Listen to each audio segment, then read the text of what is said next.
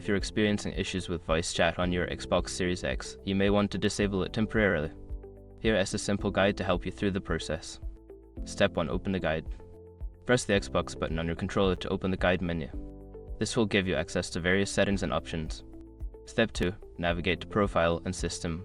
Use the joystick or D-pad to scroll to the Profile and System tab. Select it to access your account settings.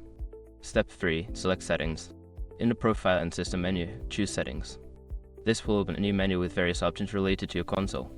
Step 4. Go to Account Settings. Within the Settings menu, navigate to Account. This section contains options related to your Xbox Live account and privacy settings. Step 5. Adjust Privacy and Online Safety. Select Privacy and Online Safety, then choose Xbox Live Privacy. Here, you can adjust settings related to voice chat. Look for the option to disable voice chat or adjust who can communicate with you. Once you have completed these steps, voice chat should be disabled on your Xbox Series X. If you need to re-enable it later, simply follow the same steps and adjust the settings accordingly.